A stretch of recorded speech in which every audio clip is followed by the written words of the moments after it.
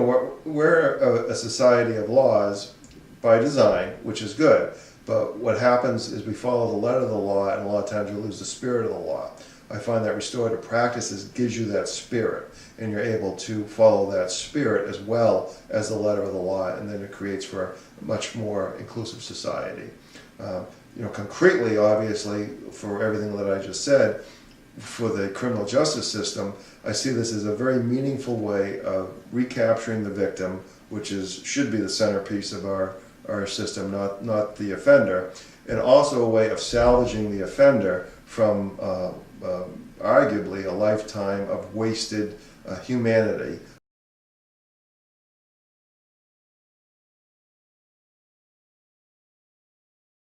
A lot goes through our minds, and that causes you to generate, well, I guess the word I'm looking for is causes. Why did this thing happen? And a lot of your assumptions and conclusions are false.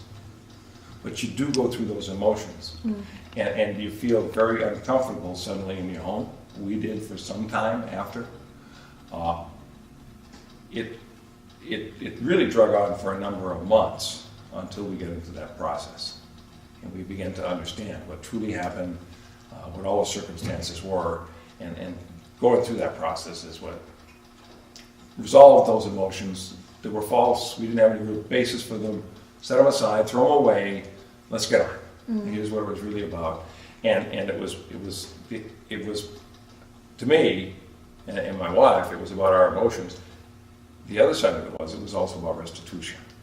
And so we felt comfortable that although you cannot undo some things, you just physically can't, there was a significant effort made to approach that. Okay? And that kind of got us all past it. It's done, it's passed, it's forgotten, it's forgiven, and we can move on.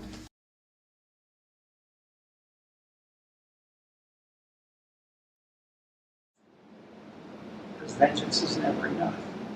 And so that for me is an important reason why restorative justice is so critical. And then there's another. We can't afford to keep doing things the way we're doing.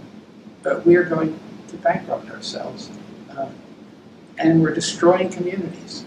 We are destroying communities. We're destroying families where people are torn apart. Children are being raised without a parent because they're in prison. Those kids are 5 times more likely to end up in prison themselves.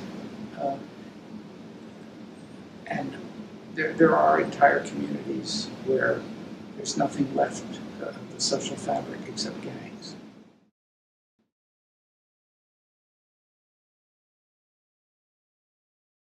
What do you say to them about restorative justice? Well, any police officer that's been doing this for any period of time knows our system isn't fine in all cases.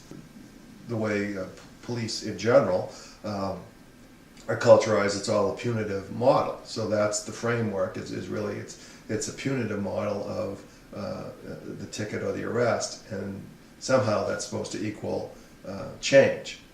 But again, if you do this long enough and you realize that you deal with the same people over and over again, you realize that that model at a certain point really breaks down and doesn't really work.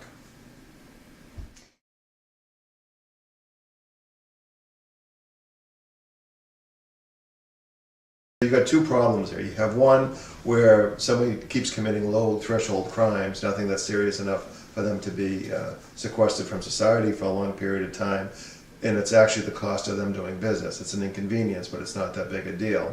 They never learn, from that, and they also get into a cyclical way of life where they go out, they do wrongdoing, they get charged, or they get incarcerated for a short period of time, and they come right back out and they keep doing that because that's what they know, that's how they've been labeled.